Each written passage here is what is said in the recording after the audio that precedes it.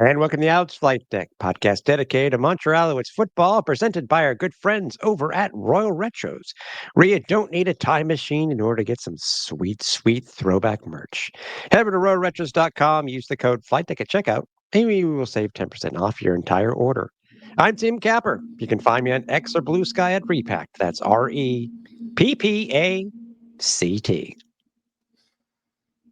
Hello, darkness, my old friend. I've come to talk with you again. I'm Cliffy D.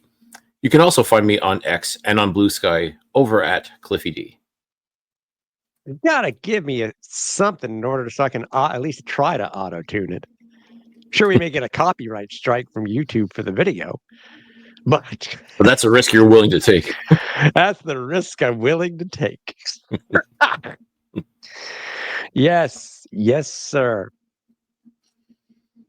We know the score. What were your thoughts? We don't. It sucked. In Montreal, we rarely get to enjoy a Saturday afternoon game in La Belle France. Yeah, It was nice having a 1:00 game again. As you know, if you've been an Alouettes fan for as long as many people have, including ourselves here, you remember the Sunday afternoon games at 1. Love them. It was nice having this game. Weather could have been a little bit better. I mean, if everybody saw Flightdeck Live, literally we were dead serious. It rained most of the game, and then the sun popped out as we were doing the show. Yeah, go figure. I joked to Cliff. I said, at least they can't turn the lights off, the stadium lights off on us. Nope. Mother Nature could, but I guess after watching what we watched this past Saturday, I guess Mother Nature decided, you know what? These two clowns have been through enough. Just have a little sunshine to do their stupid little show. So, thank you for that. Yes, thank you, Mother Nature.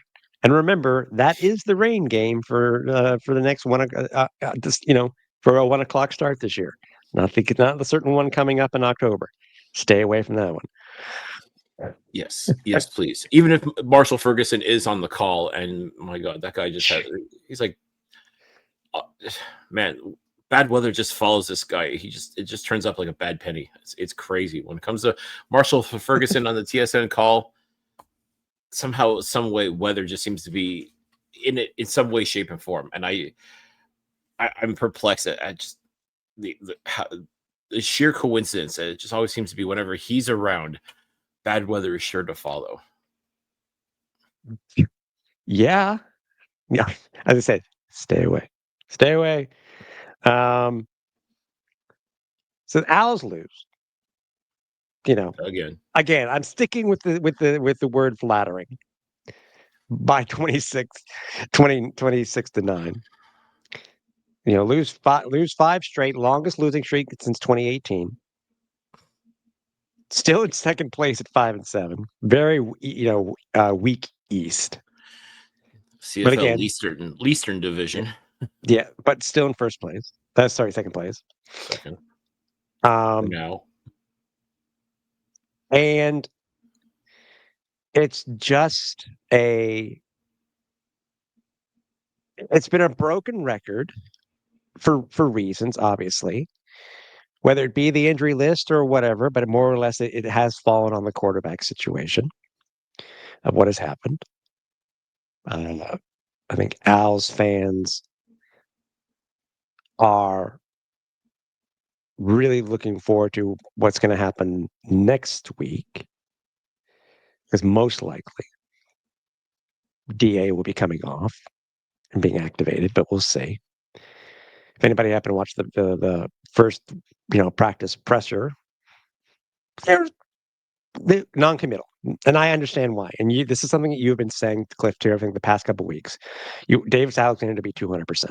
I get that, but again, it just goes to it's been anemic offense, defense on the field too long. Them playing their butts off to try to keep the Owls in it, and it's just not working. Now we talk about all the negative stuff. I mean, what did you take away? Because there were some positives, but what did you take away? Anything in particular? Because by the way, it's not that I'm trying to rush us through this, but we got a great interview for the preview for the Saskatchewan game, don't we? We sure do. We're being joined once again by one of the voices of the Saskatchewan Roughriders. We are thrilled, and it's been a minute since we've had him on this show, and we're so happy to have him back on again. Make sure you stay tuned, ladies and gentlemen, because later on we will be chatting with none other than former Montreal Alouette, former Saskatchewan Roughrider, current color analyst for the Saskatchewan Roughriders on 620 CKRM in Regina, the one and only Luc Mullinder. So, yeah, make sure you stay tuned because this was one heck of a chat. So, I mean, for you, in general, takeaways from this loss to Hamilton. Lather, rinse, repeat. I mean, it's you basically covered it in your earlier statement. I mean, the quarterback play is anemic to non-existent. The play calling is vanilla AF. The defense is doing their darndest to keep the Alouettes in the game, but sooner or later, I mean, you run out of gas, and that's what these guys, these defensive players, are just blown up by the fourth quarter and just can't get things going. And that's essentially it's like playing rope-a-dope. Like if you're a boxing fan, like Muhammad Ali did this perfectly. Like just basically let your opponent punch themselves out. And then when you see them tired and gasping for air and just unable to fight back, that's when you strike. That's when you pounce. And that's exactly what the Hamilton Tiger-Cats did. And basically that's what every other team's been doing that's played the Alouettes during this 5-game losing streak. I mean, 5-game losing streak, folks. I mean, this is what we're talking about right now. Yeah. And it's the same recipe over and over and over. And unfortunately, I initially said that this game was kind of like the Saskatchewan game in the sense that it was belt to ass, but it really wasn't. I rewatched the highlights, and no, it wasn't. I mean, the Alouettes were truly in this game, even into the fourth quarter. At one point, they were only down by 4. This was a completely winnable game, not because Hamilton was playing terrible. I mean, they were playing like Hamilton does. I mean, they did what they had to do. I mean, Bo Levi Mitchell played a decent game, not a fantastic game. I mean, he certainly had his flaws throughout the game. There were times where he couldn't get things going, but I mean, in those cases, he leaned on his running game. And what a concept. Imagine that when your quarterback is not able to connect with the receivers, not able to make his reads, not able to do the things that we expect the quarterback to do, you go to the ground game. And it blows my mind to no end that Hamilton's able to figure this out. Yet Montreal, who had 2 of their top running backs playing in this game, in Sean Thomas Erlington, back from an injury stint, and Travis Tice, who again has just been extremely solid all year long. Yet again, they just ignore the running game, and it's puzzling beyond belief that this team just can't seem to figure it out. And I'm truly at a loss for words as to how things have gotten to where they have. And even more puzzling is that they're not out of it. Like they're very much not out of the playoff picture. They're very much not out of. I mean, Christ. I mean, they could still somehow land in first place. I mean, essentially to do so, just like if they want to equal their 2023 record of 11-7, at this point now, they got to win out and win every single game to have the hopes of trying to equal that record. But I mean, there still is a possibility for this team to finish in the positive and still be in that playoff picture. But they're just doing everything possible right now to not do that. Like it feels like they're doing the exact opposite of that. And it's maddening. And I just can't wrap my head around it, Tim. It is just, you see certain moves being made, you see certain decisions being made on the field, and you're wondering, what the hell? Like, why are you so reluctant to change? Like, what is it about, whether it's the play calling, the personnel decisions, what have you? Why is there such a reluctancy to change when you know bloody well what you're doing is not working? I mean, the definition of insanity, right, is doing the same thing over and over again and expecting different results each time.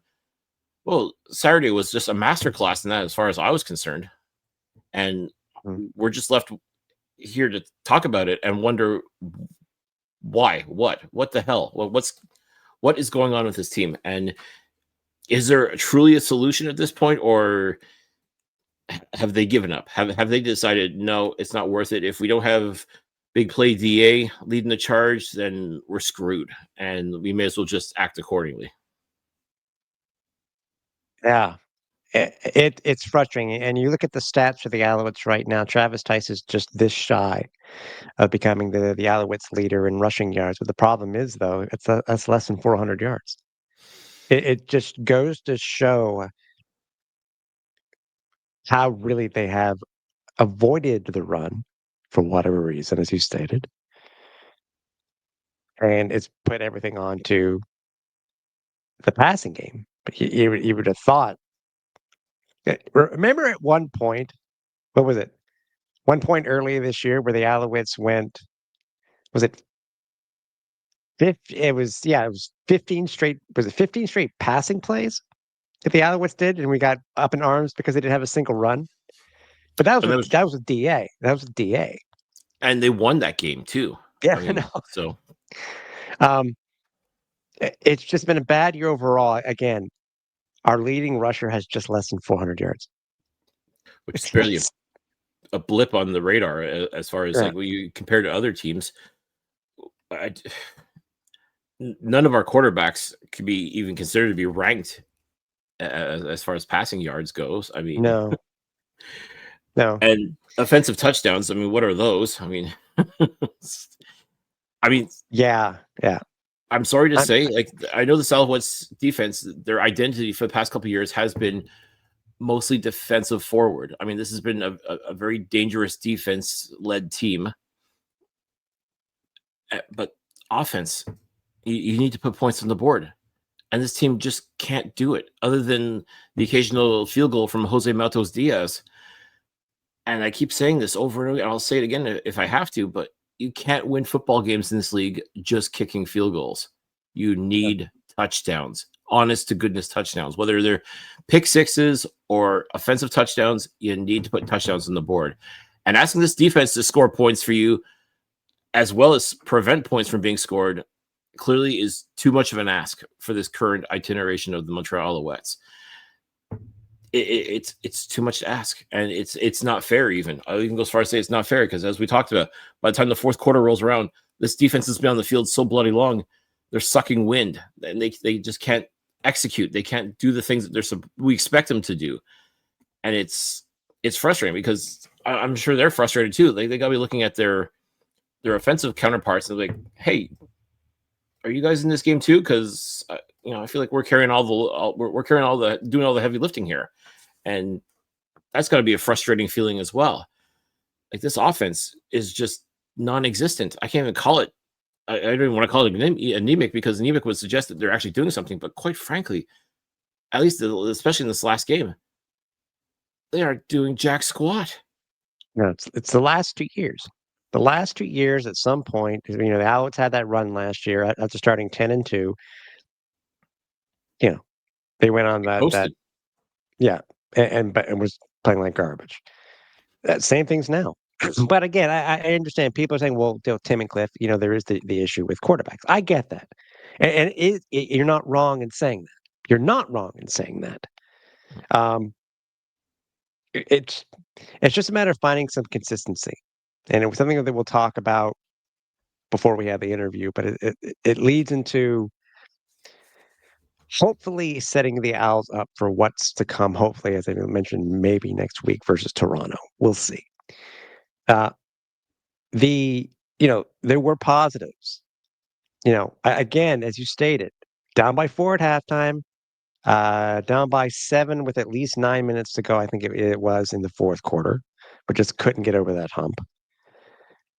But you did have some positives. We did get a lot of guys back, and I wasn't sure if Mustafa Johnson was on a quote unquote pitch count, but he didn't really show up in any of the defensive stats. We had Mac back, we had Philpott back. Whenever they were getting the ball, tried. But they're back. That's the thing. But they're back. They are back. And then on top of that, too, you have the defense alone. You had, let's see. Well, James Letcher, by the way, on returns had it. The man alone, I think, was trying to set the Owls up for as many scoring opportunities as possible, Cliff. But as we saw, it didn't really matter how good he did. It's just it didn't. Oh, yeah, it really didn't bode well. It wasn't for lack of effort on his part. Let's put it that way. I mean, he had some really nice returns, but again, that's all well and good, and we give him props for it. But at the same time, if your offense gets on the field and just turns into 2 and out as a result, I mean, it's all for naught. So I mean, it's I can't. I'm sure Letcher must be just as equally frustrated. It's like, listen, guys, I'm trying to help you here, and you're doing nothing with this. Yeah. Wesley Sutton with the forced fumble, and then the pickup by a guy who had a huge day that day, Lorenzo Burns. Interception, fumble return, fumble recovery. Lorenzo just had an amazing day.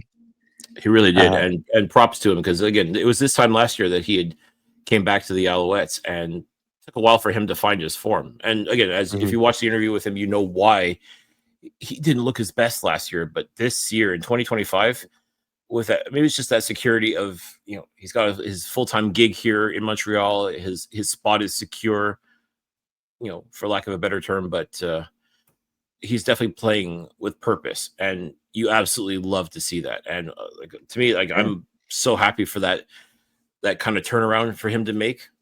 I mean, we've talked about guys in the past that struggled to find their form initially when they started playing for the Alouettes, and when they did, good things happened. And Lorenzo has just become the latest to join that exclusive club, if you will.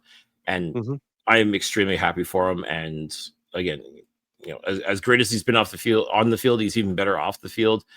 And those are the kind of people you want to see succeed. So I was happy to see. Yeah, if you're looking for positives, at least Lorenzo Burns, he showed up to play without question. Jose Maltos Diaz showed up to play. Travis Tice showed up to play. James Letcher clearly showed up to play. So, I mean, yes, some guys did show up to play. Unfortunately, a lot of others did not. No, James Morgan did not look good in his third stint under center. And that's very possible why it may have contributed. And we don't know for sure. We're just going based on what we were told with the team. And you do know when a week begins, Cliff, for practice, and Danny Mac is available to speak to the press. You know there's not necessarily something, but if Danny's going to speak and be available to answer questions. Well, I mean, he's the architect. I mean, he's the one who built this, Grey Cup winning roster, and is currently responsible for how it sits right now. I mean, these guys didn't sign themselves to the roster. It was Danny who brought them in. So, I mean, if they're not performing, he's got to face the hard questions. He's got to answer as to why player X or player Y is not living up to the potential that they should be, and give him credit. He does do that. He's not afraid to face the music, so to speak, and answer those questions, even when people are trying to, clearly get under his skin as a result. But But he told it like it is. He told it like it is. Yeah, that's the thing. And that's what you want. You don't want someone who's going to sugarcoat or even try to gaslight you and like, oh, things aren't that bad. We're going to be okay. Blah blah blah. Like, no. Danny would never say that with the 5-game losing streak and the issues that we've been having at quarterback. I would be shocked. I would be wondering what type of body snatcher took over Danny Mac's body if that had been in the actual case. Yeah, so that's some AI stuff right there. I tell you, deep fake. I tell you, I know. But it There really is no reason to continue talking about the game like the players do. We need to just put it away and put it into that, unfortunately, put it into the trash bin and burn it like the other stuff over the past 5 weeks. Um, and it it begs the question, as we'll find out, as I mentioned earlier, rather, there was a change. There was a surprise. To me, it was a surprise. But then Danny Mac kind of gave an explanation. Found out that MBT has been activated early. Quote unquote, I say this because they're be up to 6 games early off the 6-game injured list, and I will just, according to Coach Moss, if he completes practice this week, he will start. We are expecting MBT to start. Even if he doesn't complete practice. Yeah. I just don't want to hear again, and we always joke about this. And I think every time that either you hear it, I hear it, or one of us says it, we cringe when it comes to, oh, but they had such a good week of practice. Sorry, don't say that. That's the death knell, man. Yeah, that is the kiss of death for sure. To hear those words is cringeworthy. It is because again, a good week of practice. I even went on a rant about this several years ago. Like, we don't pay to watch practice. We pay to watch football game, like the actual game. Yeah. If you don't show up on game day, I don't give a rat's ass if you had a good week of practice. You don't get paid for that. We don't pay season tickets because you had, to watch you guys, throw up over yourselves on the field. But hey, they had a good week of practice. No. Like, I hear those words and yeah, I immediately start, that's a red flag to me. Like, the reddest of flags is when I hear a good week of practice. I know. Like, you should want to have a good week of practice. This is not something to be trumpeting over. Like, this is not something you just have a good week of practice and be done with it. And yes, let that translate to on the field as well. Because if you had a good week of practice, you should be playing a good game of football for your paycheck. I don't know. Maybe I'm crazy, but that's kind of how I look at it. My doctors told me so. Your doctor told me since then. So MBT looks like he's going to be starting. Told that still there is technically no timeline for Davis Alexander, even though he is eligible to come off after this week's game versus Saskatchewan. And if anybody hasn't watched, go watch it's on the Alouettes YouTube page. Go watch the scrum. It's interesting. Real quickly before we get to the interview, I know you mentioned something to me off air about wanting to bring up something, but we'll do that before we talk to Luc. Quickly, so far from what you have heard from the scrum, because it's going to lead into our next segment after the interview. Did you take anything away from it? Because they talked to Danny, they talked to Coach Moss, they talked to Travis Tice, they talked to MBT, and who did I miss anybody? Don't think so. Dequoy. Talk to Dequoy? Anyways, did anything in particular did you take away from it? And I think we should really center on what Danny said, because Danny did give a lot of information. He was able to give good information without giving everything away. Yeah. And that's the thing. It's just answering the questions. And I know some people can't stand when you answer the question without answering the question. That wasn't the case with Danny Machocha. I mean, he rarely, yeah. As I said, he's not afraid to face the music. I mean, and at least he's willing to try and justify the decisions. Whether you agree with them or not is irrelevant. I mean, as long as you hear why certain moves are being made, then it's up to you to accept them or not accept them. I mean, based on how you feel about who should be starting a quarterback, or who should be playing, who should not be playing, when is certain players coming back, et cetera, et cetera. To his credit, as I said, Denny is not afraid to get in front of the cameras and say what needs to be said. I think he'd be the first to say that, yeah, losing sucks. And it does. Make no mistake, folks, losing sucks. He wants out of this 5-game slide just as much as the next person. Is it going to happen? When's it going to happen? Only time's going to tell. But I think for him to still be able to be forthright and honest about where things are with his team and the decisions to bring back or take McLeod Bethel Thompson off the 6-game injured list a bit early. He had said if he's ready to go, we want him playing. We want an experienced quarterback playing, because right now James Morgan, he doesn't have it. I'm sorry to say. I mean, we want the best for him. Obviously, you know, we think he's a hell of a guy. I mean, he's definitely put the work in. We hear stories about him working hard after practice. He's probably one of the only ones with a couple of receivers out there well after practice is finished to keep getting those extra reps in on his own.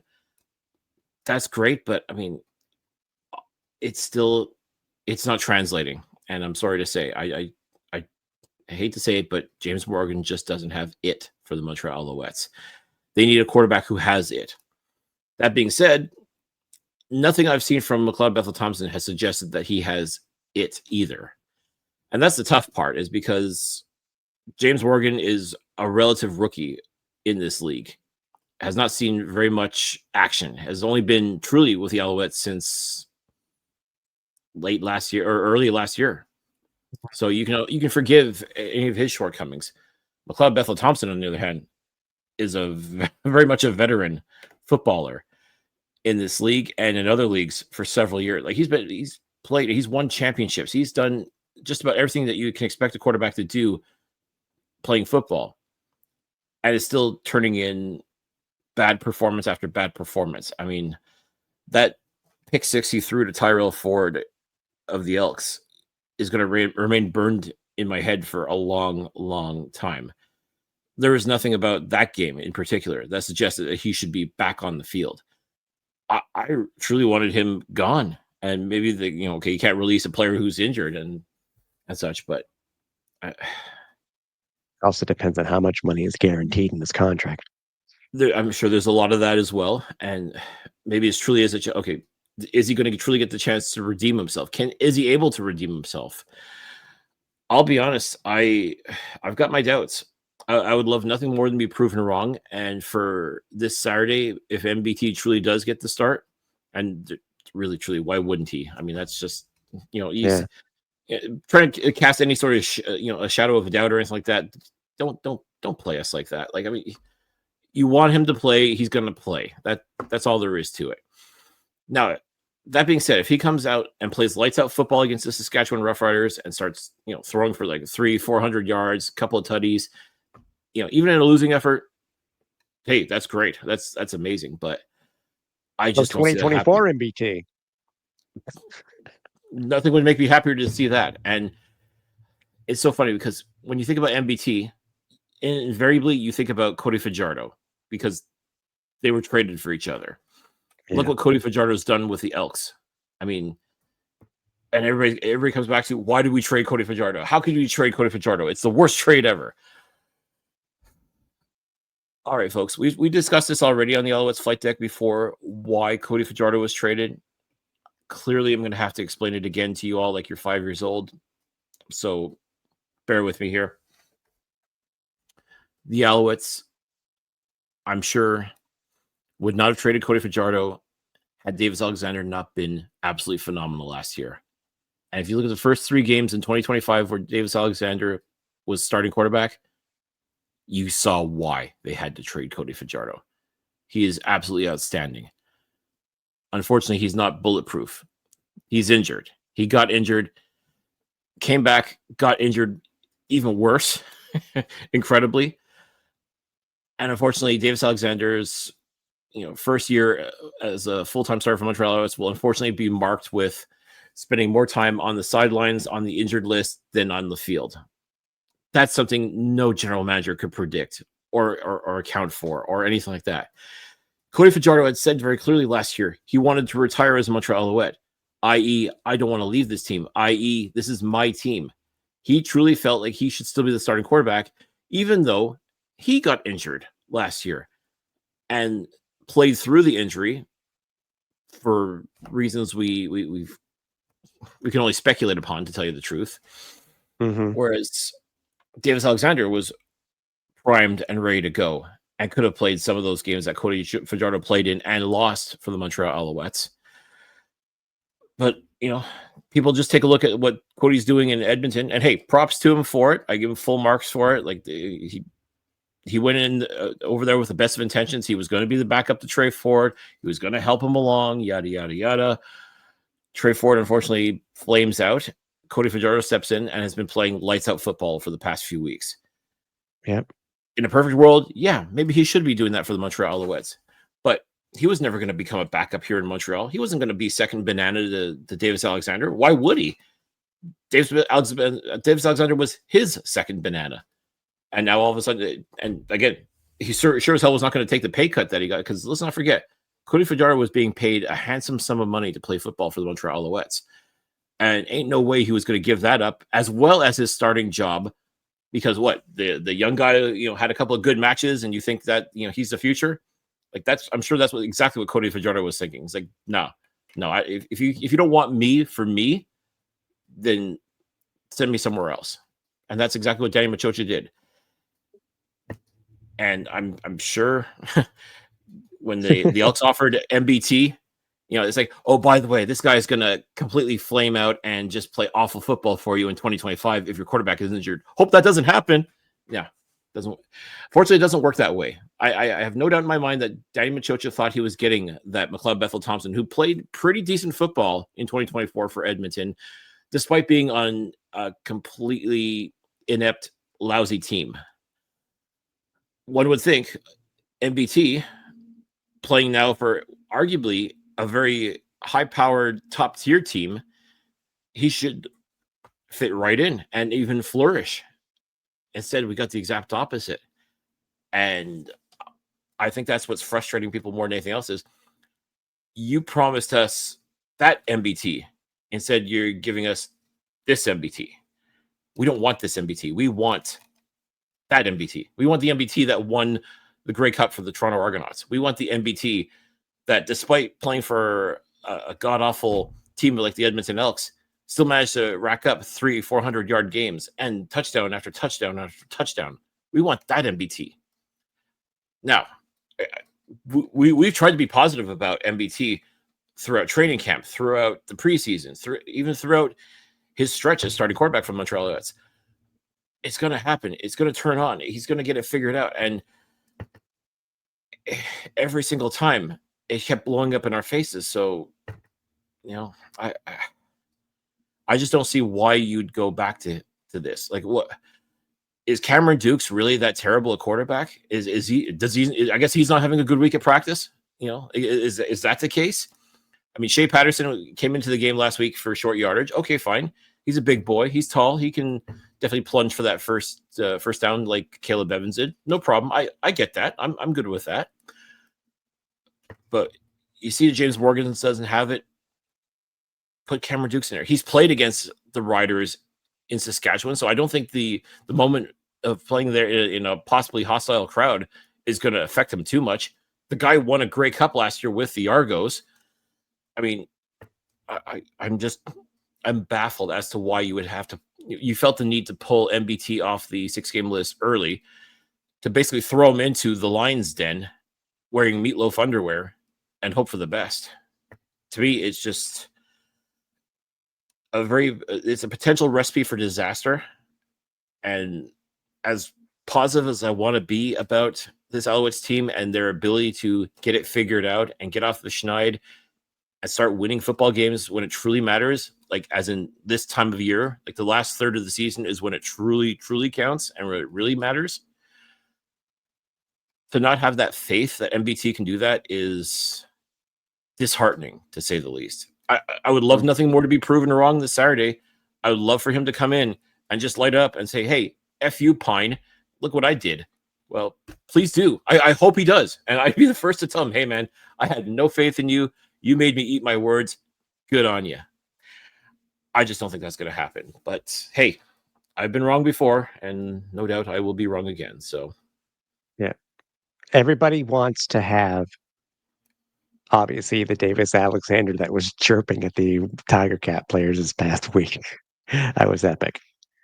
Yeah, and he may get it. But we may get it, but maybe next week versus Toronto. But Very, very well, succinct, good explanation.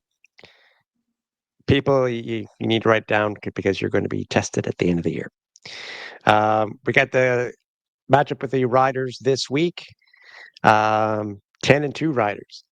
Uh, I think it's the best start ever in franchise history. But we felt what better way to talk about this matchup and to get a little bit more inside look at the Rough Riders is by talking with one of their guys from the play-by-play team. So without further ado, let's get to talking with Luc Mullinder. The Montreal Alouettes are on the road again, heading over to what's known as the Rectangle, that is Saskatchewan, to play the very hot, very powerful, very dominant, it seems, Saskatchewan Roughriders. Joining us is an old friend of the show. You can hear him do the play-by-play along with Dave Thomas on 680 or 620? 620. 620 CKRM.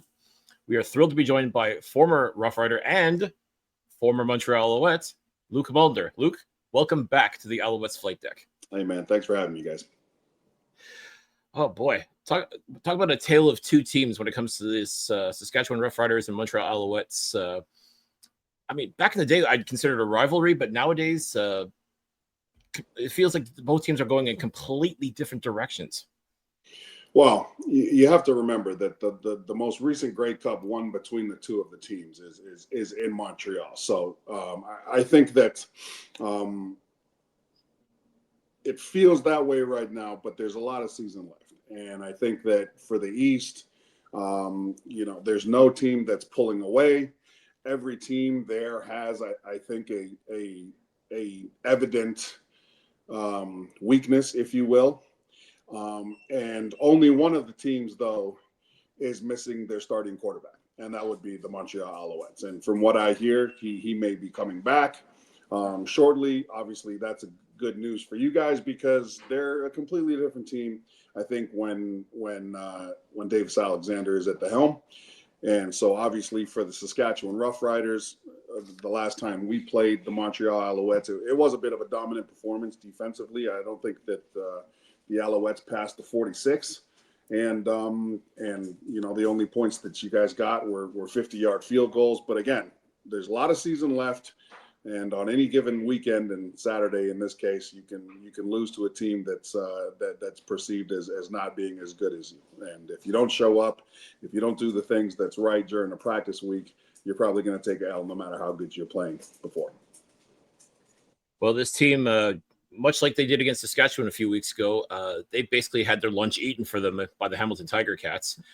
Same basic idea, except that they were able to, I think, get past the 46-yard line. But once again, the best they could do is Jose Maltos field goals, and that's it. Right.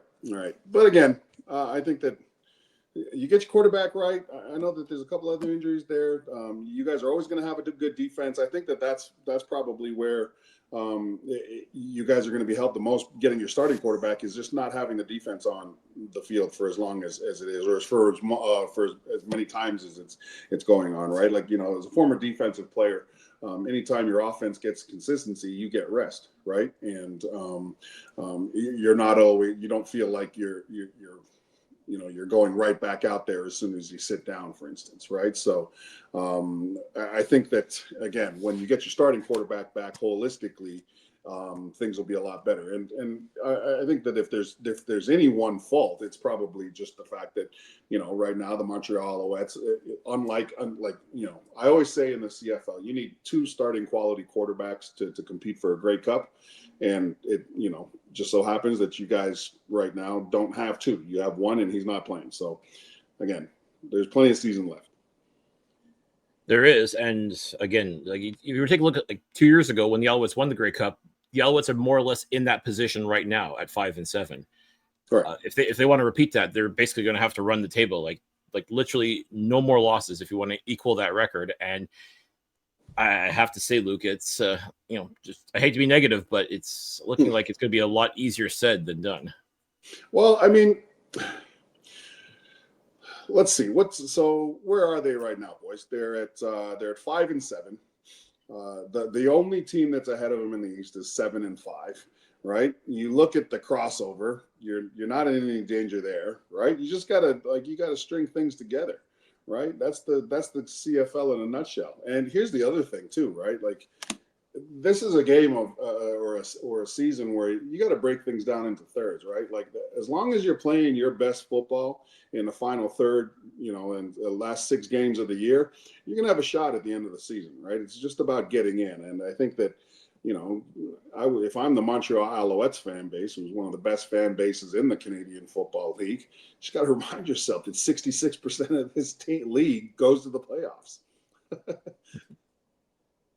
That's true. And I thought another thing I actually thought that was very interesting when we're talking about these two teams itself, Luke, is that if we were to go back a year, literally a year to the week, Saskatchewan and Montreal really had just swapped records. Really. At the time, Montreal was 10-2. Saskatchewan's now 10-2, and basically, Alouettes were the exact same record. Looking at Saskatchewan, being at 10-2 now, how does the Riders make sure that they don't do what Montreal does last year and basically go on a streak of ineptness and basically slide into the playoffs? Well, right now in Saskatchewan, first of all, you got to stop listening to all the people that are telling you that you're amazing, right? That's the first thing. Or you just got to not listen to them at all. The second thing that you got to do is you got to make sure that the same way you're at 10-2, understanding those are the same things that are going to make you successful. And it starts during the practice week, right? This team, for what it's worth, their goal is to go 1-0 every single week. And I think that one of the things that helps is it helps you not look too far ahead, but also it doesn't allow you to look behind it all either, right? So as long as the Saskatchewan Roughriders continue to do the things that they've been doing that's making them successful, so whatever practice kinks that they've thrown in over the course of the year, whatever's changed in the meetings or whatever it is, maybe nothing's changed. You just got to continue to harness the things that are making you successful and putting the work in. There's so much to be said about the week of practice, right? And having a good solid week of practice, correcting the things that you saw that needed to be corrected, whether it was a win or a loss on film the week before, and then applying that and correcting it during the week, and then rolling it out against the opponent that you've got in your building. I mean, a lot is to be said about it. You don't just show up, right? I think that's the thing. The Riders right now have done a really good job of focusing on the things that they can control, right? And that's habits of practice, that's extracurriculars off the field, right? And that way you get to 10-2. Right. And so I think it's the same with the Montreal Alouettes right now. Right. Yeah. You know what? Your record isn't the best, but you're still second place in the division. And there are some things that you have done well on film. Right. Every game, even if you lose, you see things that you've done really well on film. Harness those things. Right. Figure out how to make sure that those things continue to stay present in the game rollout, and then figure out what you're doing wrong. Right. Figure out strategically where your leverage points are and go with that. That is one thing that Jason Moss has talked about, that it's about what did you learn from this? Like what did you learn from this loss? And I think that's a lesson that unfortunately the Alouettes seem to be learning quite a bit lately, but I guess you either win or you learn. You either win or you learn, right? And again, it's just, all it takes is a spark. You get your starting quarterback back, and all of a sudden a little bit more energy in the building. I mean, look what the quarterback change did in Edmonton, right? You've gone from being an afterthought to now not only just talking about crossover potential, but actually competing for the Western Division playoff spots, right? Like a quarterback can change a lot of things, and for the Montreal Alouettes, it's not just offense. I think that whole team gets a lift with the presence of Davis Alexander in the huddle. Yeah, for sure. And obviously we were talking about different changes from year to year. Obviously, the past couple of years, Saskatchewan went through, it seemed to be that on a yearly basis, they would go on their losing streak to end the year. But obviously now, as you're talking about when it comes to the changes, when it comes to quarterbacks and how good a team can do, you have a guy right now under center for the Roughriders, former Montreal Alouette, Trevor Harris, who's just seemed to be having one of the best seasons that we've seen in the CFL in quite a long time. Yeah. The dude's just playing ball. He's unconscious right now, but I think that even he will say that part of the success for Trevor Harris this year, it starts and ends with the way that they're able to be balanced on offense. They've got a fantastic run game. Their offensive line this year has not experienced the same sort of turbulence that they went through in 2024, right, where you had like 150 guys playing offensive line. This year, yes, they've been hit with a couple major injuries. Fortunately for the Riders, those injuries happened during camp, and only one of them happened in the regular season, just happened to be at the left guard position, which I think that, the Trayvon Tate, in my opinion, Trayvon Tate was having an NFL year, right, before he got hurt. And I think that Zach Fry stepped in admirably. But I know we're talking about Trevor Harris, but a lot, and he'll tell you, a lot has gone into their ability to be balanced. The Riders, as long as they're able to stay in those 2nd and 4 to 6 downs, that is where Trevor Harris will absolutely gut you. He will gut you. It's the 2nd and 7+ situations that you want to avoid, right? And the more teams find a way, I mean, if you think about it, Calgary, right? Like Calgary took away first down success for Saskatchewan twice in a row. They put them in situations where there were a little bit more 2nd and 7+ situations, right? And that made it harder for Saskatchewan to operate. Their ability to win first down you can point to, a direct result of that is Trevor Harris being just absolutely surgical on 2nd down. 2nd and 4 to 6, Trevor Harris is unstoppable right now. He's got his entire playbook at his disposal in that yardage range. He's got some really good receivers. He's got a great running back who can also catch the ball out of the backfield. So this offense has really managed to stay balanced, and I think that that's why Trevor Harris is having a great season. You're absolutely right. And I also think that a guy that's doing a hell of a job is Mark Mueller. I think Mark Mueller, in his 2nd year as offensive coordinator here, is really stepping up. And man, he is displaying some of the testicular fortitude, if you will, in his play calling. There were a couple downs last week. The Riders I think they were on the 1 yard line, our 1 yard line coming out, and Mueller goes and dials up a deep ball, right, on first down. And you think about it, and what makes the Riders successful, you think, oh man, if they don't get that first down, it's 2nd and 10 on the 1 yard line, with Winnipeg potentially getting some momentum back, right? Like all of the things that would have gone into what made if that play wasn't successful on first down.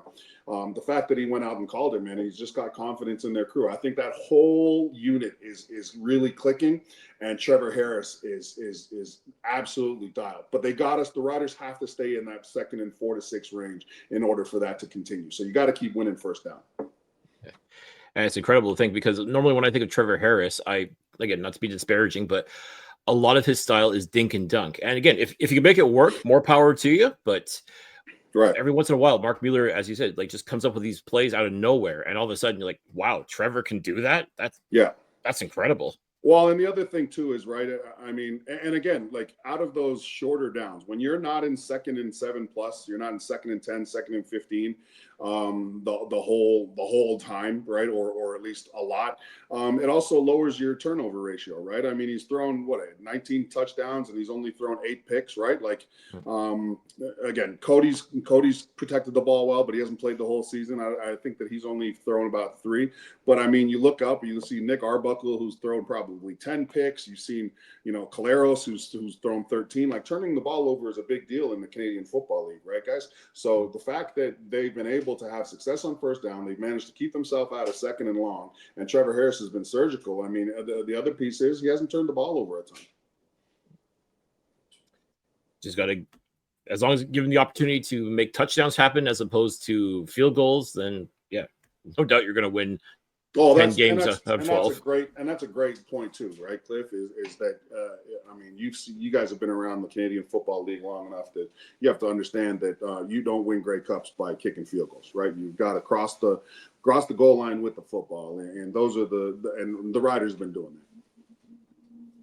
Yeah, that's true. No. And Cliff and I have been talking about it a little bit over the year, how much at that earlier in the year that this team was kind of mimicking what it was in 2023 with all the injuries, et cetera, and what they're having to do. Uh, and obviously, it was a new coach. Tell us about Corey Mace. I mean, he seems to be the best fit for Rider Nation from day one of his hiring. Corey's a great defensive mind. Obviously, he had a lot of success as a defensive coordinator. He won a Grey Cup with the Argos. I think that one of the things that at least I see in Coach Mace, and what I think has been present from day one is Coach Mace is a really good balance between getting what is needed out of players to be successful, but also understanding what this generation of football player is like. I'll give you an example. The guys, Nick Saban's no longer in college football, and Alabama is 1-1, right? You're losing some of the old guard, like Pete Carroll, like he's back. Bill Belichick's down in North Carolina. But there's a lot of coaches that I think fail to understand this dynamic or this breed or generation of athlete. Coach Mace is not one of those guys. Coach Mace knows how to resonate with the players in his locker room. And those guys, man, I mean, they won that last game in Winnipeg. Granted, they haven't won that game in a long time, but I go down there after our broadcast, and I'm responsible for doing some of the player interviews before everybody goes on the bus and we take off back to Saskatchewan. But I was down there after that win. I got down there a little bit quicker than I normally do. And man, that locker room, it wasn't that they were celebrating and it wasn't loud because they had won a football game. They were celebrating the fact that they had done it together and the way that it was done. And I think that that's what Coach Mace has done really well as well. He's got that team to play together. Again, it's a different generation of athlete, right? Me personally, I think that these athletes in this generation, there's a little bit more sort of leaning towards maybe being a little bit more entitled, right? A little bit more selfish. You really got to sort of plant hey, what's in it for you versus, as a coach where, my generation of athletes, and it was a long time ago, right? It was probably easier to get the team to fight for each other back then, I think. And Coach Mace has done a fantastic job of getting this generation of athletes. And you got to remember too, man, that there's some guys from the old guard in that locker room too. And it's just as gelled. There's nobody that seems that out of place. They got a great outfit going. And again, Coach Mace deserves a lot of the credit there. He's done a great job managing the locker room, managing the different personalities. And it's just something that I feel like you've got to be able to do as a head coach or as a defensive coordinator in this day and age. You really have to understand today's athlete. As I say, there's no I in team, but conversely, you can't spell team without M-E, me. So yeah, that's what. Yeah, I mean, there is no I in team. You're right, but there's a me, and I think that the way I'll never forget. I talked to him really early on in his career as the head coach of the Saskatchewan Roughriders, and I'll never forget. I said, "Hey, man, like, what's the key? What's the key to getting through to today's athletes?" Because again, we were talking about it was different than in our generation, and he said, "You know what? You just got to get them to understand why." Things are the way they are, why you're trying to do what you're trying to do. And you've got to help them understand that, the only person that's going to make them successful in whatever you're trying to do is them. Right. And that was profound because there's a lot of coaches that will be like, I don't care. This is the system. This is how we do things. And I don't care. And if you're not on the boat, I hope you can float. You know what I mean? Like there's coaches like that. I don't think Coach Mace is like that. I think he's done a great job of figuring out who his guys are in the locker room. And credit goes to Jeremy O'Day too. Jeremy O'Day, I think, doesn't get enough credit. It was so easy to point fingers when this team was losing. And granted, I think that, J.O. will obviously take some of that, right, when things weren't as well. But now that things are up, I think that, nobody's sort of circling back and being like, hey, J.O. had, because he had a vision. It was really evident. We've talked, a couple times. We actually had one visit in the off season where I really, for the first time, understood what Jo was trying to do in terms of the people he was bringing into the locker room and the people they were bringing into Saskatchewan. He knew what type of player he wanted, and he's gone out and he's surrounded the locker room with those type of players. And I think it's a big piece of what goes into evaluating guys in Saskatchewan. And right now it seems to be working. So again, but you can't just sort of sit there and rest, right? You've got to continue to, like we said earlier, we've got to continue to go back to the things that are making us successful and really hammer that in, right? And continue doing that. Yeah. And it all basically starts up again for you guys this coming Saturday against the Montreal Alouettes. Yeah. I like the Alouettes. I do. And again, Noel Thorpe's one of the best defensive coordinators in the league. It's just you got to get some of that defense. The onus has to come off the defense a little bit, right? And I think that's what if you guys do get Davis Alexander back at some point here soon, whether it's this weekend or the next weekend, I think that helps everybody, right? The onus has got to be off the defense, right? Like you just can't. It's not sustainable. Just sort of bearing the brunt of sort of inconsistent offensive output, right? Yeah. And you had talked about earlier, and I'm glad you understand, and obviously being a former defensive player yourself, you understand how important it is. Like the defense can't do everything. They can't stop points from being scored and score points at the same time. As you talked about, by the time the fourth quarter rolls around, a lot of these guys are just gassed. And yeah, totally, right. And it leads to the ability to control tempo. Right. If I've been out there for a really long time, if I haven't gotten a lot of rest, if I've been getting up right after turnovers immediately, right, that by the time that fourth quarter comes around, I mean, it seems like the Riders prey on that. You can see it. I mean, I saw it last week. It was a great example. There was a ton of hands on hips in there on the Winnipeg side, right? Their D-line, those guys were gassed. And the last thing you need is a gassed defensive front in the fourth quarter when the game was close, especially against the Saskatchewan Roughriders, because they pull no punches. That's what I like about them. They are who they are, and they're going to run the football, and especially in the fourth quarter. You better be ready. So if you're tired, hey, I don't know, you better start praying because the run's coming at you regardless, right? And that's where we go back to, hey, now we're also in those 2nd and 4 to 6 range where you've got a quarterback who's just unconscious with it. Yeah, and I kind of agree too. It's something that I've been looking at all year, Luke, is that when it comes to the second down conversions and stuff like that, and Cliff and I have been harping on this because, I'm actually agreeing with you, is that you look at the beginning of the season with Davis Alexander under center, the Alouettes are playing lights out. They're doing everything that they needed to, but ever since he's been out, everything just seems to has taken a step back, whether it be the offense, the yardage, et cetera, et cetera. And I told Cliff, I said, listen, this team is going to not going to be able to win consistently if you're making less than 50% of your second down tries. There's no way, because last week the Owls were 8th in the league when it came to second down percentage. You're not going to win that. And this is, look, I think that, again, it goes to that whole, you need 2 quarterbacks in the CFL to really, push to make a championship. I'm not sure what was happening. McLeod Bethel Thompson didn't seem like, it's a shame that it didn't work out there with McLeod Bethel Thompson, because I think that in the offseason, when you looked at the acquisition of him, I mean, he was as good as backup as anybody, right? Like there were 2 acquisitions, actually 3 in this offseason that you could point to, like, man, that they've got a chance. It was Edmonton getting Cody as a backup. It was Montreal getting MBT as a backup, and it was Saskatchewan getting Mayer as a backup. Those 3 moves right away, but yeah, it's unfortunate that they just didn't get it out of McLeod Bethel Thompson when he had his opportunity, and it just sort of hasn't picked up from there, right? I agree. It's we were looking at the MBT from last year in Edmonton versus the MBT this year in Montreal. It's not the same quarterback for whatever reason. At the time that MBT has started here versus what he did last year, MBT, I would take. I'm sure Cliff would take. I'm sure all of Alouettes Nation would take MBT from Edmonton last year because he was able to do a hell of a lot better and more than what he did this year. Yeah, with a lesser team. Never know, right? Never know. Year to year, though, man, it's That's professional football, right? You have up years and you have down years, and I think that when you have the down years, you just hope that you've done enough to try out for another up year there in the training camp. You know what I mean?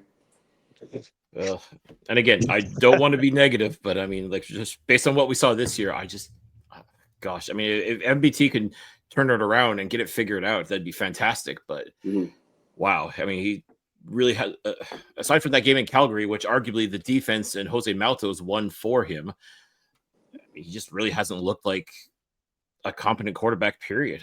Right. And when it rains, it pours, right, guys? But again, that's look, listen, professional football is funny that way. All it takes is a couple bounces, right? I mean, look at the Minnesota Vikings game in Chicago. Like that game sucked. The only reason I was watching the Minnesota Vikings versus Chicago Bears is because I had a couple guys that were on the fantasy team, and I had some money on the line, as on the spread. It's the only reason. But look at what happened with like JJ McCarthy. Guy throws a pick 6 in the third quarter.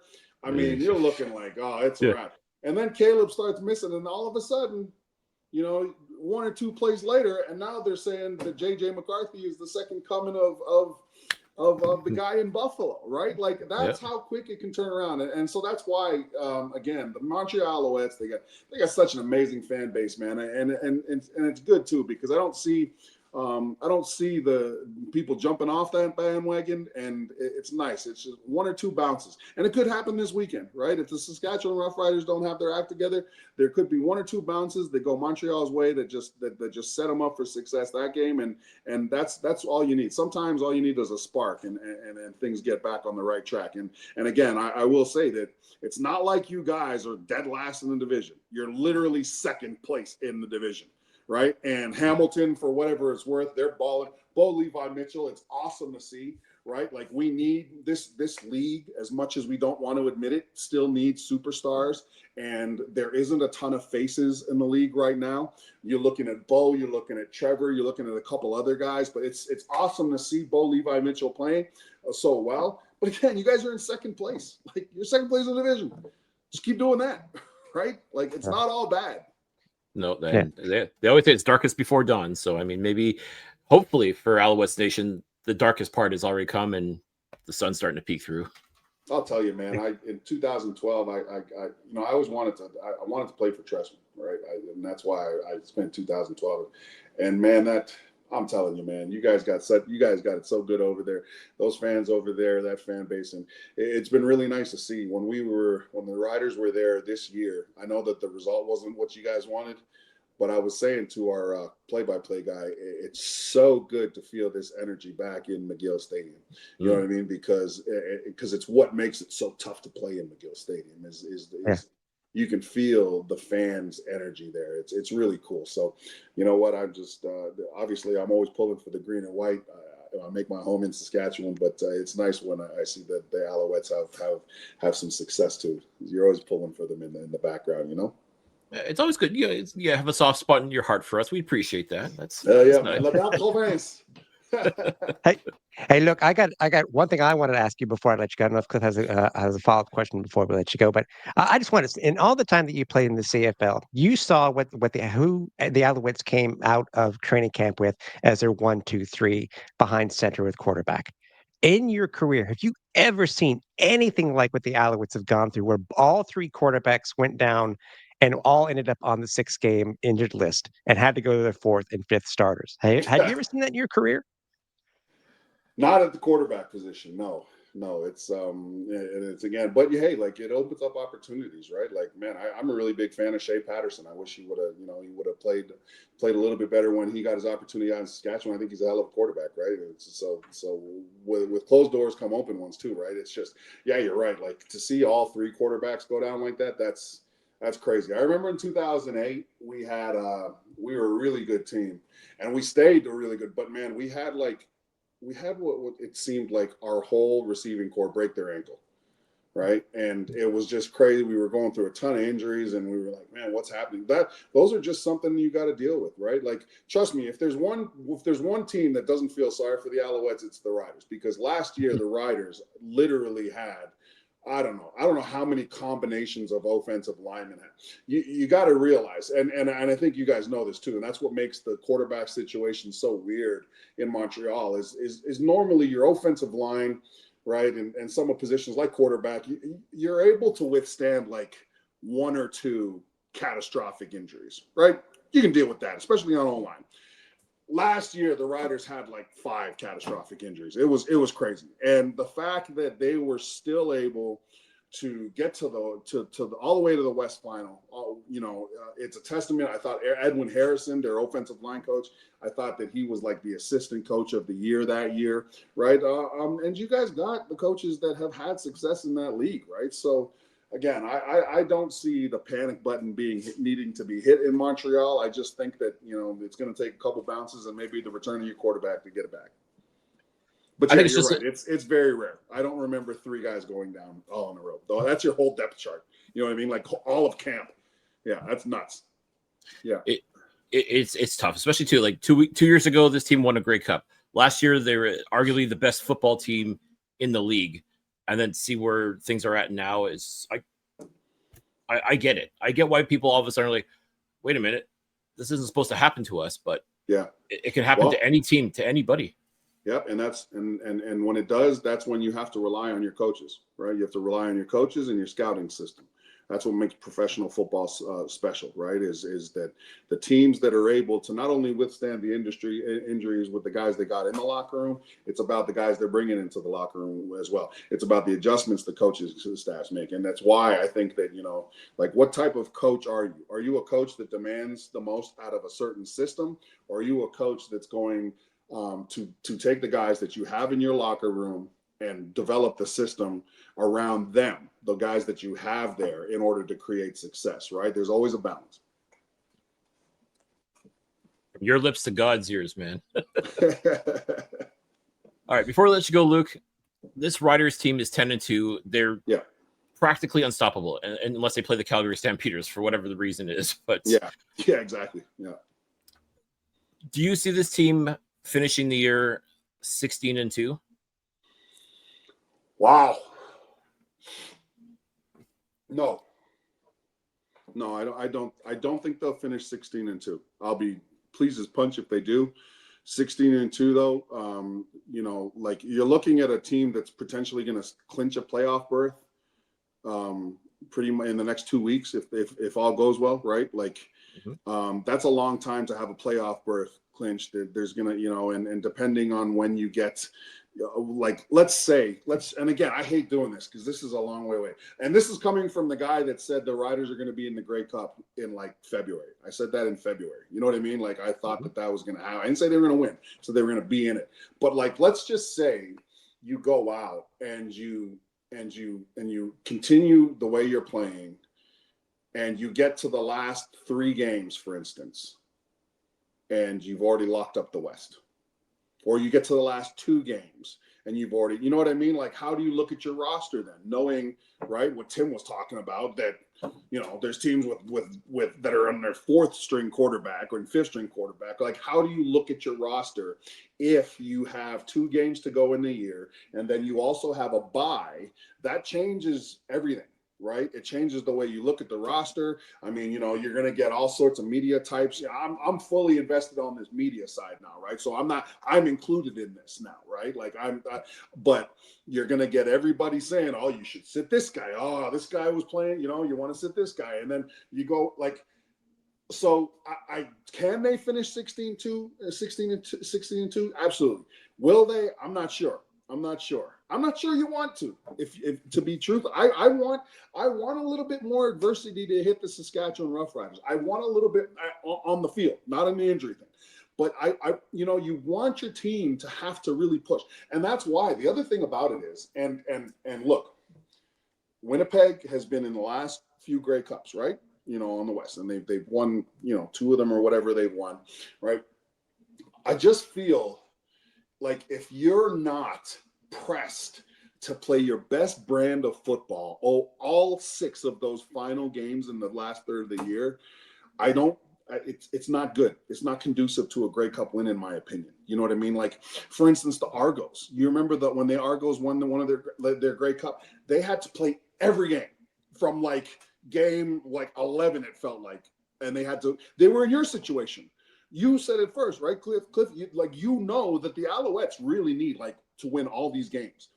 I think that if you're in that situation in pro ball, you set yourself up for greater success than if you have coasted and you've had to deal with hey, we should play this guy. It's just, I feel like it leans on your coaching a little bit too much. I feel, you know what I mean? Like it's much easier to just have to grind things out and celebrate success after, right? Than just sort of get in, figuring out all sorts of scenarios, right, that you could play in and try to win, but also try not to do it with all the, some of the guys. I just want to play hard football. I just want guys to have to earn it all the way, just all last final third of the year, if you know what I mean. You want the team being forced to play its best brand of football going into the playoffs. That's just my opinion. Pressure creates diamonds. Right. Well, you guys got. I can say this, by the way. According to the CFL, the Riders win this weekend. They clinch a playoff spot. So there you go. Right. You clinch a playoff spot with I don't know how many. What are we 10-2 right now? So you clinch a playoff spot with 5 weeks left. Right.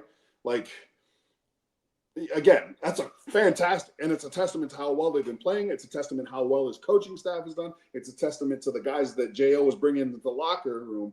But what if you had to really like grind out those last 5 weeks and you go into the playoffs at your highest point? You know what I mean? Because the other piece of that, guys, is like that bye week, man. That's another thing too, right? That rest in the playoffs, it's a good thing, but it also takes you off the field too, right? So, yep.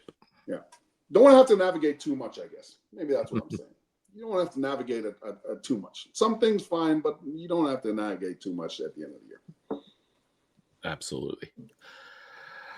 Wow. And another fun note as far as going 16-2, let's not forget back in 1989, the Edmonton football franchise went 16-2, lost to the Riders, who ended up winning the Grey Cup. 2023, the Argos went 16-2, lost to the Alouettes, who went on to win the Grey Cup. So yeah. I mean, if you're gonna look for a game to lose, this Saturday wouldn't be a bad one. Trust me. Trust me. Nobody is telling the Saskatchewan Roughriders how good they are than the people in this province right now. So you know what I mean? Like you got to battle against it, right? You got to really focus on, hey guys, we've been successful for a number of reasons, and it's been in the practice. It's been the way we've treated our bodies, you know what I mean? Like, yeah. I don't know, man. 16-2, I would love it, but I kind of wouldn't at the same time. I was gonna say history isn't very kind to 16-2 teams. I'm just saying. Man. Well, look at so far, New England, like dude, the Patriots rolled through every single team and then lost to Eli Manning and the Giants in the Super Bowl. You know what I mean? Like, yep. Yeah. Just any given Saturday, man. Any given Sunday. 100%. Yeah. All right, Luke, before we let you go, where can people find you on social media? Hit us with your socials, all that good stuff. Geez, I'm on Instagram and I'm on X. I couldn't even tell you. Luc Mull, I think, on Instagram. Luc Mull 95 on X. Yeah. All right. Don't tell them not to find me. I'll find them. You heard it, folks. There we go. Luc, thanks again. As always, we love having you on here to give your perspective on all things Saskatchewan Roughriders. Let's not make it another 6 years before we have you back on. All right, let's get you back on a little sooner. I'm always here for you guys, man. Thank you guys for everything that you do for the CFL. I think that the podcast networks and all the podcasts in the league, they're really floating the Canadian football right now, man. So you guys are the real MVP. Keep doing the great work, man, and shout out to all the fans in La Belle Province. Every time that the Alouettes make a play against the Riders, my favorite thing to do is scream "Tabernacle!" So it's awesome. You wouldn't be the first, and you won't be the last. Exactly. Thanks, boys. As you said, he needs to be on more than once every 6 years. So we'll have him back. We'll have him back for sure, because it it's great getting some inside looks, as we've done multiple times this year with different guys who've been on the play-by-play. So we've had 3 guys already this season. So it gets it's a slightly different insider look um, than it may be with one of our regular guests. So loved having him on, Cliff. And I will admit, he was able to put a lot of things into perspective, but he was also able to put it into perspective based off of his experience, not only behind the mic, but also being on the bench. So, Absolutely. And funny enough, I mean, I feel like Luke kind of did a much better job being a hype man for the Alouettes than the people that actually paid to be hype men. It's incredible. I mean, for Luke to, again, he bleeds green and white. There's no question about that. I mean, he's very much a Regina guy now, and he's very much woven into the fabric of the Saskatchewan Roughriders. But to see him show that the love still he had for Montreal and coming here, and the love for Alouettes Nation as well. I mean, folks, if you didn't catch it, he's got nothing but love for Alouettes Nation. So, I mean, always great to have someone like that come on the show, join us, and as you said, offer that perspective on the other side, if you will. Luke, once again, thank you so much for joining us here on the Alouettes Fight Deck. We appreciate you, and yeah, definitely, it'll be sooner than 6 years before we have you back on again. That much I can guarantee. Sure. For sure. Don't forget, we are on social media. You can find us almost anywhere. Same thing with the podcast. Any of the podcast aggregates, you can find us there. If you're looking to listen to the entire archive or looking for any particular show within the archive since we've been around, head over to www.alouettesflightdeck.ca. If you also are looking to follow us elsewhere, you can do so on X or on Blue Sky. That is over at Alouettes FL Deck. On Facebook over at Alouettes Flight Deck Pod, and over on Instagram and YouTube over at Alouettes Flight Deck. Speaking of YouTube, not only can you find the audio version of the show there, you can find the full broadcast version of the show there also. But also, you can also find our post-game show, Flight Deck Live, which comes to you live every week after every single Alouettes game, no matter if they're on the home or on the road. Because like this week, we will be in Studio 1 and Studio 2 after the game, the Saskatchewan game on Saturday, talking about the pluses, the minuses, the wins, the goods, the bad, the win maybe, the loss. We'll be there to talk about it all, and we hope you do join us because we will be live. If you happen to miss last week's episode, by the way, check it out. It's over there on YouTube. Check out our last Flight Deck Live. If you are looking to rep some merch, whether it be a part of the If You Know line, whether it be the Flight Cartoon Bird 56 shirt or a logo shirt itself, you can get that over at flightdeckgear.ca. And again, got to make sure that we thank our presenting sponsor of Royal Retros. If you go to royalretros.com and use the code Flight Deck at checkout, you will save 10% off your entire order. The game is one thing we talk about and bring up, by the way, it's changed over the week, and it may have been because of the MBT announcement or a slight difference, but the game is now an 8.5 point. The Owls are now an 8.5 point dog. But it's the current situation. Okay, we're not surprised. The Owls are, however many people take stock of them, Cliff, the Owls are last in most of the power poll, quote unquote, power polls. Whatever. It is what it is. But going into this game versus Saskatchewan, as I mentioned to Luke during the broadcast, is I find it interesting that how these two teams have basically swap places in just a single year. But yet we're still dealing with a whole bunch of stuff. What are your thoughts going into this, other than what we talked to Luke about, and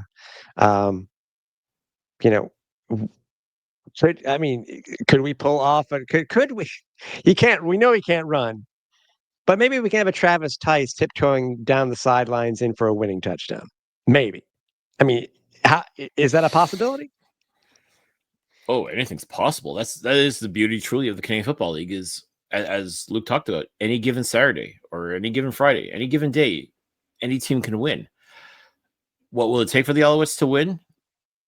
They've they got the work cut out for them, that's for sure. I mean, going into a very hostile environment in Regina, playing at Mosaic Stadium, where they've had success. I mean, I think about last year, the game that they played there. Now, again, Davis Alexander was thrown into that game, as in relief of Cody Fajardo. Played outstanding, put the team on his back, and won the game. So, I mean, it's certainly possible. I think a lot of people were still, I don't want to say doubted Davis's ability to win that game in Saskatchewan, but at the same time, could have forgiven, if he didn't win, because again, it's a big ask for anybody, to go into that environment, especially going up against a very powerful team like the Riders and handing them an L. Easier said than done, unless you're Calgary this year. I mean, Calgary seems to have their number, and it's incredible to see. And especially after a watch, by the way, that's the tape to watch. Both the tapes. My hope is that every coach on the Alouettes are spending every single moment watching both of those games against Calgary to see, the cracks in the armor, so to speak, to see what the Stampeders were able to do to soundly beat Saskatchewan twice, which is incredible to think. Because let's not forget, a few weeks ago, Saskatchewan basically dog walked the Alouettes at home. Now you got to go walk into that lion's den out in the prairies and try to compete there. I mean, listen, it's not impossible, but it's not going to be as easy as you think. In fact, it may not be easy at all, especially with MBT coming off the injury. Like, he has not played in weeks due to injury. And now he's going to be expected to get the Alouettes their 6th win of the season and stop the runaway freight train that is the Saskatchewan Roughriders. Again, not impossible, but I can see why pretty much everybody and their mother doesn't like the Alouettes' chances at all in this game. Yeah. I mean, the Owls have gone into Saskatchewan before with a losing record and won. I mean, the Owls are they're 4-6 over their last 10 at Mosaic / New Mosaic. So it is possible, but saying it's a daunting task is 100% true. It really is. To be able to try to get some consistency from the offense, let the defense do what they need to do on a semi-basis during the game, you know what I mean? Not being on there full time. It's going to be very interesting to see. The Owls were able to control Bo Levi last week. Will they be able to do it this week versus Trevor Harris? If they can, I think they got a very good chance of winning this game. If they can keep it low scoring again, as long as the Owls start getting some offensive touchdowns within this game during the game itself, they do have a good chance. They do. I mean, because Ouellette up and down games versus the Alouettes throughout his career. But again, stopping the juggernaut right now that Trevor Harris is, if they can control that game, they have a very good chance of winning this. So basically, what you're saying is they should be headhunting and try to knock him out of the game. No. I don't want to piss off Luc Mullinder any more than he was this past week on some of his interviews about the Zach Caleros hit. Woo, man. Yeah, and by the way, a little hot. If nobody has seen how big Luc Mullinder is, yeah, he's a big boy. I don't want to piss him off. Yeah. No, but when it comes to Trevor Harris, I mean, like I said, everybody knows how I feel about him, or at least they think they know how I feel about him. Listen, I do give him a lot of credit for how he's played, despite not being a young man. He's playing arguably the best football of his life right now, which is incredible in and of itself. I'm not a big fan of his style of quarterback. I mean, I find it's a lot of dink and dunk, but hey, if you're able to make it work, props to you. I mean, and that's essentially his game right there. But if the Alouettes defense can find a way to rattle him some way, shape, or form, get in his kitchen some way to really disrupt him, then yeah, they definitely have a chance. But I mean, it's all well and good to have the defense come like gangbusters on him and not knock him out of the game or try to injure him or anything like that, or just get him off so that get the offense off the field for the Riders and the defense off the field for the Alouettes. But you can't do that and then have MBT come in and not connect with his receivers, ignore the running backs, and go 2 and out, 2 and out, 2 and out, 2 and out, because that just completely takes the wind out of the sails yet again. And once again, you're back to the defense working their asses off and working overtime just to stay competitive into a game. And eventually, by the fourth quarter, as we said, that's when things just fall apart for this team. And if they want to have even just a snowball's chance in hell of winning this game against Saskatchewan, you can't keep falling back to those old tricks. You can't keep, this vanilla playbook. I mean, as we said, you got great film watching what Calgary did. And okay, fine. James Morgan or MBT are not Vernon Adams Jr. Right. But there's still some very talented players on this team. If you could just try to emulate to some degree what VA and the offense for Calgary was able to do against Saskatchewan, if you're able to mimic that in some way, then you definitely have a chance, because the Riders simply had no answer for the Stampeders, not once, but twice. Like, to me, that's incredible in and of itself. And the fact that they're the only team that they truly are the only team that has beaten the Riders this year. If Montreal wants to join that very exclusive club, simply put, MBT, if he's starting, and all indications are he's going to start, he better find that 2024 form that he did with Edmonton. He better find that 2022 form he had in Toronto. Because the 2025 version of McLeod Bethel Thompson is not good. It hasn't been good. It hasn't looked good all year. It's got to change. And if it doesn't change, then this coaching staff has to put their big boy pants on, tap Cameron Dukes on the shoulder and say, "Bud, get in there. You may get eaten alive, but you got to do something. You got to try to spark this." Here's the question I was going to ask you. It's one thing, it really wasn't needed to be part of the conversation with Luke. Based on what you're saying Shea Patterson is going to be the healthy scratch. Is that what you're thinking? I wouldn't do that. Who's the healthy scratch? Morgan.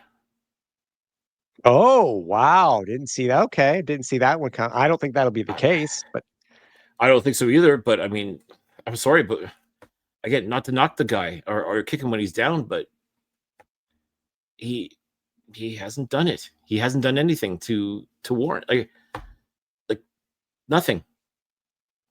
I'm sorry. He's had multiple kicks at the can to do it. I was willing to give him a mulligan for the first two games against BC and Winnipeg. Mm-hmm.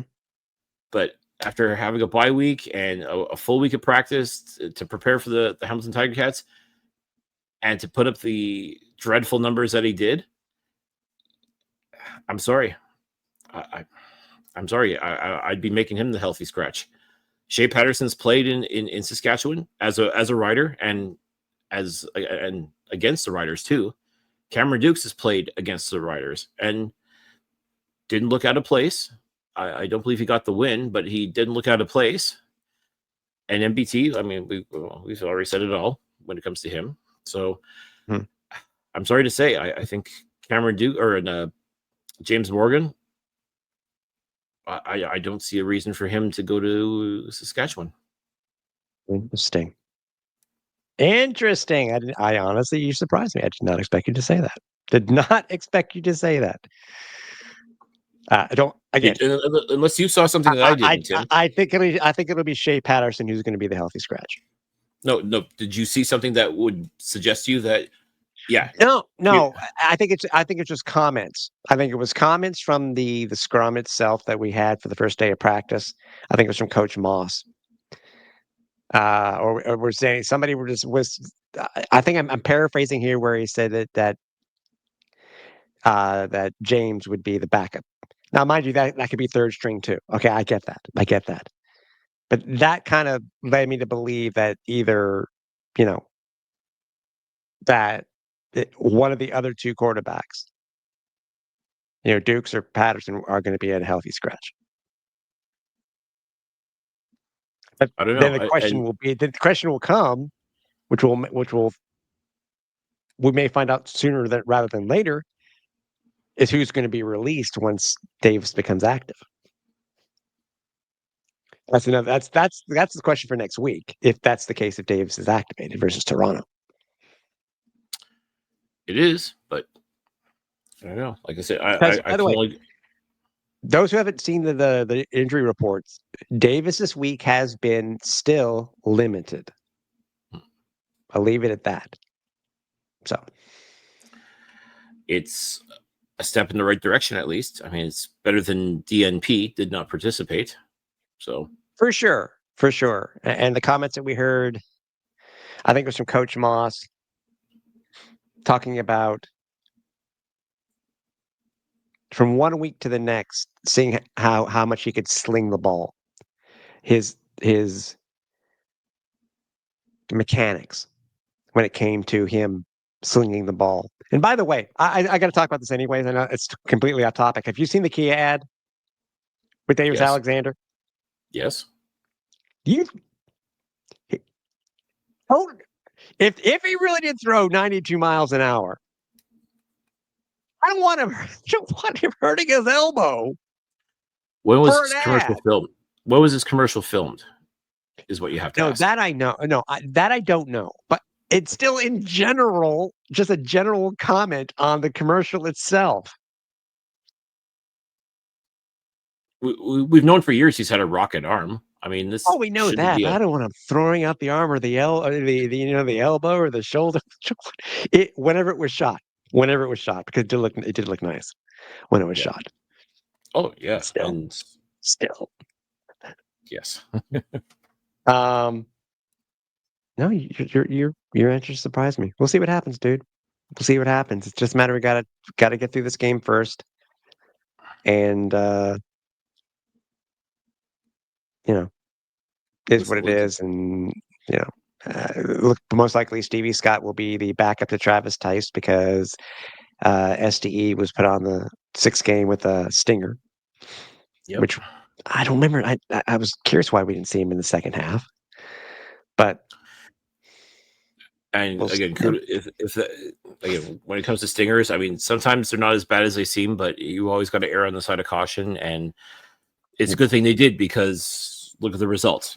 Now you have STE on the 6-game list, and if he comes back, it probably wouldn't be much before the Grey Cup. Even I mean, it's unfortunate for this young man, but it is what it is when it comes to football. I mean, there's not much you can do about that. But you do have Travis Tice. You do have Stevie Scott. The Alouettes also added a running back as well, Benjamin, who actually saw some time with Calgary during training camp. So could be an opportunity for him to get into the game as well at some point. So once again, we'll see how that plays out. Yeah. So we'll see. See what it's like. I mean, you'll be able to hear our thoughts post-game. Flightdeck Live. Check out all of our socials. The game will be over approximately at 10 Eastern or so. So expect, because we are in Studio A and Studio 1 and 2 from Flightdeck headquarters. 10:15, give or take. But stay tuned to all of our socials for that.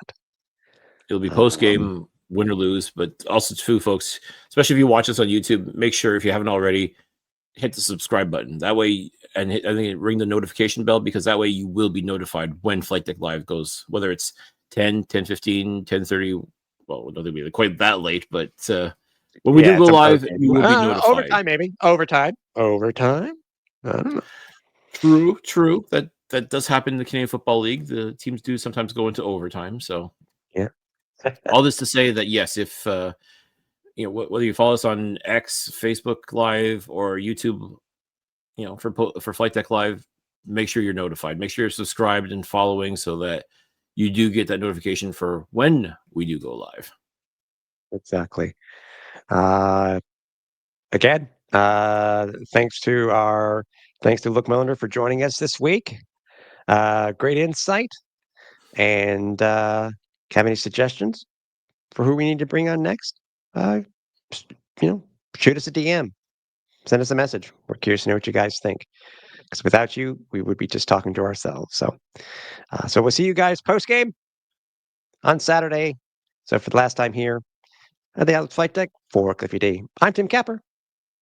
Run Final Approach.